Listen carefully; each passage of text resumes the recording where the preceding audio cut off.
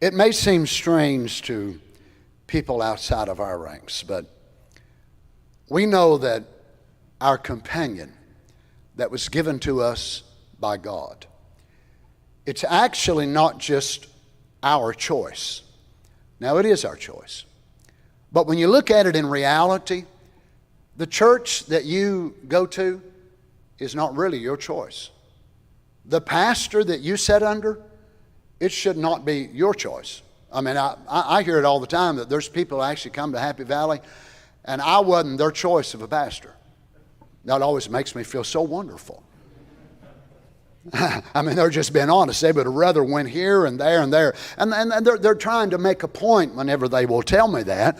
I'm so glad that they always tell me the point afterwards, because I'd probably just walk away very discouraged. But the point was that, well, Brother Donny, my first choice would have been to go here or there or there. But I just kept feeling the Lord was leading me here. And now I see why, because under your ministry we've changed and we've done this and that and the other. So it might be the same way with a mate. So the very one that God might have for you, initially you might look at them and they might look at you and they might not like you at all. And they'd think, what in the world is the matter with that girl? What in the world is the matter with that boy? Sort of like Carol did me when we initially met. I knew she'd come around, bless her heart. She was just a little bit slower than me, but she finally caught up. But God, when God gives us that something, it is truly a revelation. Now, I'm sure that all of you young people sitting here tonight have had revelations from God in your life, have you not? Whether it was serpent seed, God sending a prophet, whatever doctrinal thing, and you may have heard it since you was a little boy or a girl. But one day, reading your Bible, listening to a tape, sitting in a service, maybe at a youth camp or a banquet, all of a sudden, that doctrine that you had heard all of your life, and yet a preacher just went a little different angle than the way you'd ever heard it before, and it was just like a light bulb switched on, and you say, oh my goodness, I see it. Oh, I see it. Another saying, you see what? Serpent seed. Serpent seed, you've heard that since you was in Sunday school.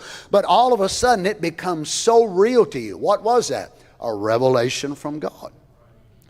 And a real mate that God puts together, that's what they really are. But Brother Donny, what about the brown eyes and the blue eyes and the broad shoulders and the tall, dark, and handsome? He might be short, fat, and squatty.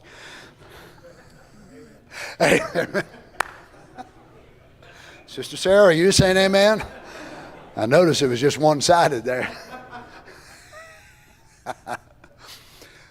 But there's something about it when God puts you together that time can never separate. Sickness, heartache can never separate. I love the way that Brother Branham deals with this in Kinsman Redeemer. When a man loves a woman and marries her because she's just pretty, there'll be an end to that. But when a man finds a woman that he loves, he don't know why. Now, how odd is that? Now, that would be the very opposite of the way most people would describe what we call falling in love. Y'all familiar with the term, right? I mean, sure to goodness, that ain't outdated, falling in love. So some people say it's love at first sight. And truly for some, it might be that way. But for most people, it's probably the term that I just used, falling in love. So you're around that person and you get to liking them more and more and you become more compatible and all these things are going together. So what's happening? You're falling in love with that individual. But if you can write down all the answers of why you love that person, I would advise you not to marry them.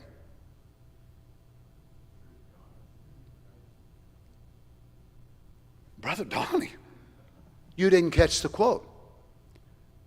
He said, when a man finds a woman that he loves, he don't know why. Oh, she's pretty. She's, her hair is certain color, her eyes. He's this tall, dark, handsome, or short, whichever. And whenever they, and then every one of those things you listed might change.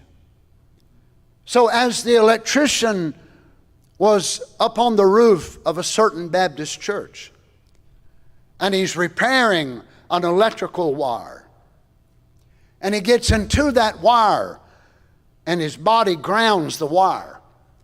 And his face, a married man with children, nearly all of his face caught on fire and burned off.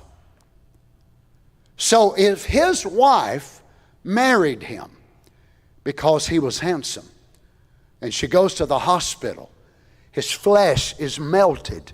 He has no eyes, no nose. True story. No lips. They do surgery after surgery after surgery. As a matter of fact, this man is the first one in the United States to get a full face transplant. So if she married him because of looks, she would have a right to divorce him and marry another. But what if she married him because she loved him? And she couldn't really define, oh yeah, his looks was certain so-and-so, his eyes, his hair, this and that and the other. You can ask a lot of the men in our church. That hair might go in time. Uh-oh. And if it don't turn loose, it will turn gray. So it's going to turn one way or the other. So when a person, notice how he says this, a man finds a woman, he loves her, and he don't know why he loves her, and she finds the man that she loves. Boy, sisters, this is a tough quote to swallow. No matter what he looks like. Brother Robbie should have said, amen right there, buddy. He loves her, she loves him. Listen what this is. That's an eternal mate in glory. Death nor nothing else can ever separate them, because they are from eternity and stepped out into a space of time and will return back to eternity. Eternity has dropped down in a body called time, and it goes right back up into eternity again. It cannot perish. So how do you know when someone is right, the right one that God has for you? You pray. You look at it. Now, there's nothing wrong with looking at the differences that you have. And you've heard me say it before, that whenever I'm counseling a couple that's going to be engaged to get married, and most of them will come to me before they get engaged, and we're praying about it, and I will ask them, do you love each other? Yes, yes. Have you prayed about it? Yes. Have you talked to her father? Yes, we've got his blessing. And then I'll say, do you like each other? Yeah, that's what they always do. They always laugh. Why do y'all laugh when I say that?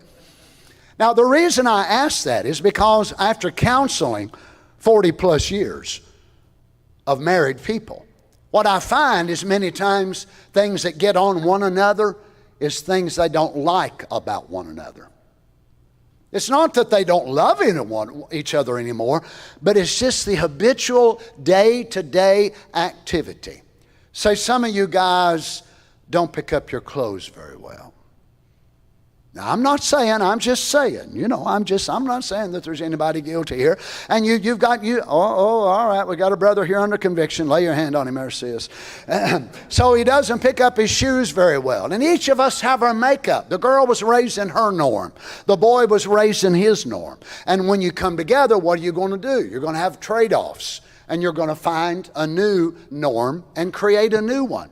But the difficult part is being able to merge together. But if you've got real love by which you can base it on, your love will be stronger than your dislikes for this, that, and other. Now, my wife, Carol, she is a neat person. I mean, she loves neat. Super neat, the more neat, the better it is. Well, I'm the type of guy, if I'm working on something, I've got this drawer open, that drawer open, this door open. It don't make no sense to me to get screw out and put it back together, get it open the door, get another screw out, do that. It don't make no sense. So I've got cabinets down in my basement, and I like to build woodworking and taxidermy work and different things that I do down there. So I've got cabinets that stand about this tall, double doors, you open them up. Well, I've got wood here, I've got, feathers over here, I've got snake skins here, I've got this. So if I'm doing a taxidermy something for some of the brothers, I may have 8 or 10 of these cabinets open at one time. That is until Carol comes downstairs. Now, Carol's only going to be there 10 or 15 minutes. But as Carol comes by each double door, them double doors don't close automatically. But Carol automatically closes them for me. So she'll come through and close every one of them. And when she leaves, now I have to exert more energy to open every one of them back up. I see you're laughing. But you'd be surprised how many people that I've counseled that have had things just this simple and causes the office problem ever was. Oh, I dealt with an issue several years ago. A man and wife, it was nearly a divorce case. They called me, it was screaming, it was hollering, it was awful. And it was simply because she wanted breakfast for supper, but he wanted supper for supper. You think that's funny, did you? I'll call you the next time they call me. Did they love each other? Of course. Of course. Would they wish harm on either one? No. But it was just the likes and the dislikes. Real love can look at the flaws of that man that you want to marry. And they don't have to say, no, they don't exist. No, I close my eyes to any of her faults. You better look at them, buddy. That's going to be what's going to aggravate you. But if you love her more than her faults, and you love him more than his faults and his shortcomings, sounds like to me y'all stepped out of eternity together to live here in a body called time. So don't be afraid to look at shortcomings. And don't be afraid to be able to acknowledge, well, this is fine. No, that's okay. I have no problem with that. Because our love will help us to deal with it. That's the way real love is. That's the way he loves us. He looked at us and knew we would cause him so much pain even after we got saved.